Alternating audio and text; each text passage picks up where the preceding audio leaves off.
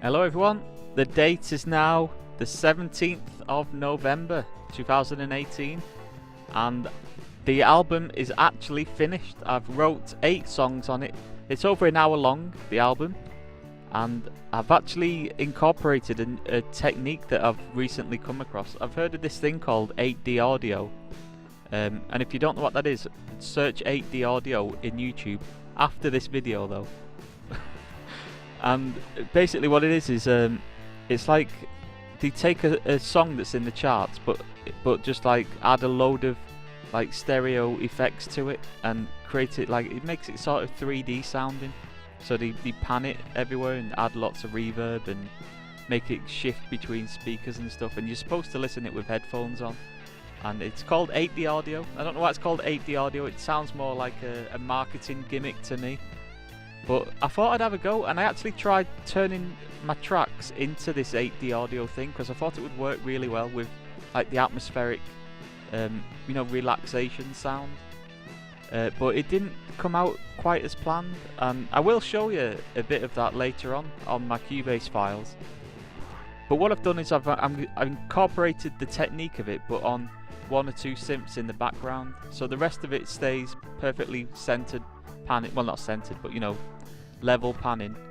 And then I've got this synth in the background that sort of goes around the speakers, and I will demonstrate that later on. But first I want to get into the artwork because I'm about to start making the artwork on the album. As you know, the album's going to be called Atmospheres, and I've already released a little teaser video of it on my Facebook channel, and I had like an underwater graphic on it, and I really like that look. It's got the right colours, because to me colours it means a lot on the album covers, because that's how I visualise music in some weird way. I visualise it in colours. I'm going to start making it right now. I've loaded up paint.net, which is what I use to create the album covers in, and we're just going to basically make an album cover, so let's get into it. Right, so here we go. The Atmospheres album cover. Let's do it. Basically I'm releasing this album through Sugo Music Group, and they require specific things for the album artwork. So it has to be 1500 by 1500. It has to be a JPEG file. It has to have 300 dots per inches, so 300 dpi. And what else is there? I think that's it. That's all the things. But you have to have the title of the album and my name on it. So that's basically what I'm going to do in this. I've got the image that we're going to use for the background, but I am going to spice it up a little bit. Let's put some effects on. I like using this curves thing. Not the curves thing, where is it? The levels thing, that's the one. So let's try and get these colours as nice as possible. See, I quite like that, how it goes to that like darker shade, but then I want to brighten it up a bit. I don't want it too much though.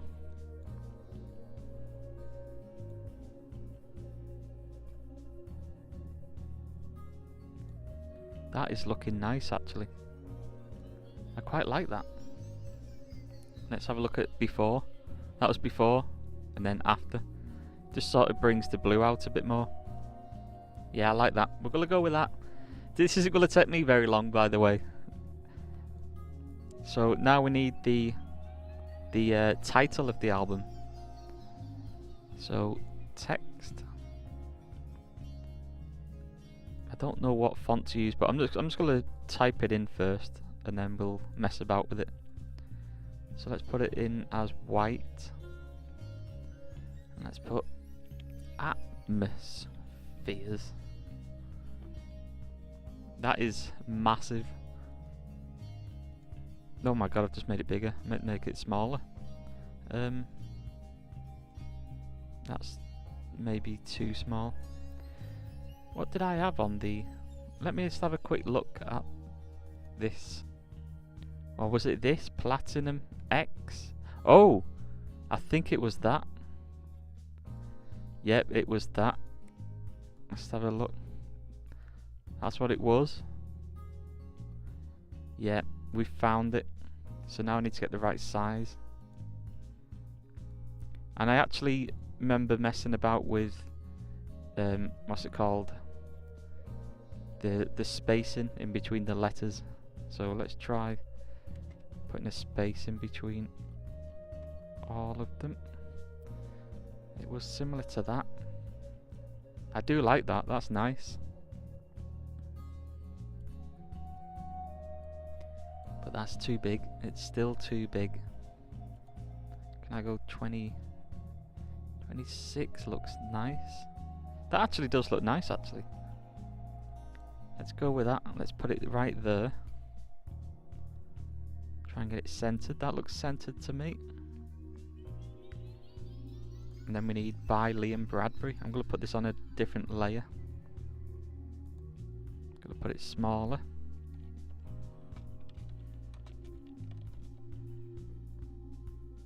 Need it a bit smaller than that, I think. Well, that doesn't look right to me, how it's like, it's only 14 font. But it's like, it's massive.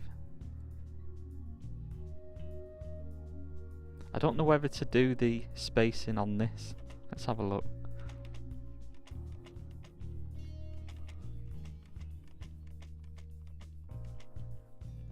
It does look good actually, I like that.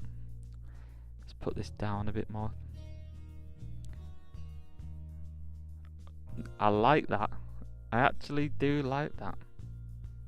That looks centered to me. Yep. That is nice. It goes well with the album. I think that's the one. I like that. That's the album cover finished. And there you go.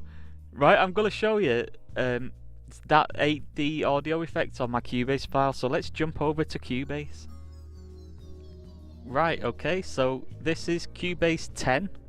Cubase 10 Elements version. So this is actually, it only came out like 2 days ago, something like that.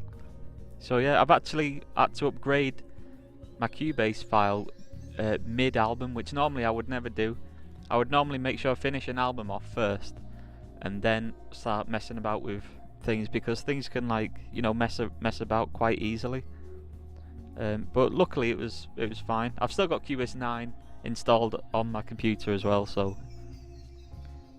But so far everything's been fine. As you can see, there's a little bit different to the last one. We've got these like shaded automation things, which is actually quite useful. And something else I've noticed as well is, see how, like, normally that's just all you get with these. Like, you can draw on and then you can move them around, but if you move this, you can actually fade it, so you got like these bends, and that's a pretty cool feature. I like that. And if you move the top one, you can cut it into like separate ones. It's all very useful stuff. So yeah, as you can see, I'm quite a big fan of Cubase 10 so far.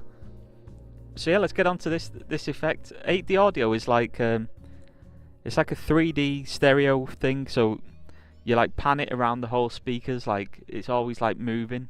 So it's going left and right, and then it's going behind you and in front of you, and it creates all these like weird effects. And there's a plugin that I've found which is pretty good at that, and it's called Ambio Orbit, and I'll just load this up. This is the plugin, and what it does is you can move it like in front of you, to the right of you, behind you, left.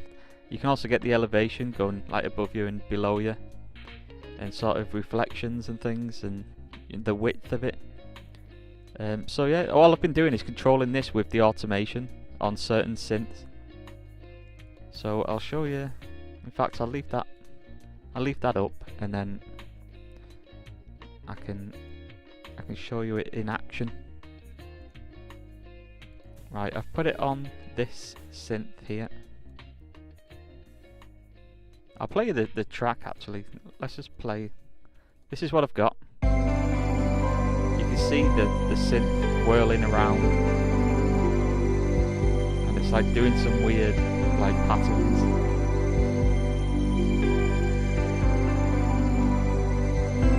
I put it on this sensuality pad, so I'll just solo this. You can just see that synth is like whirling around in the background, and that's creating this like weird stereo effect. I think it adds to the hypnotic sound that I was going for. So there you go, that's the album finished. Next video I will talk about how I'm hoping to make some money on it and how I'll promote it and advertise and things like that. I just can't wait to get this album out because it's been about 2 months now, like on and off working on it, and I just really want to move on to the next thing, the next project. So yeah, if you like this video, click like and subscribe, and I'll see you in the next episode of this documentary. Thanks for watching.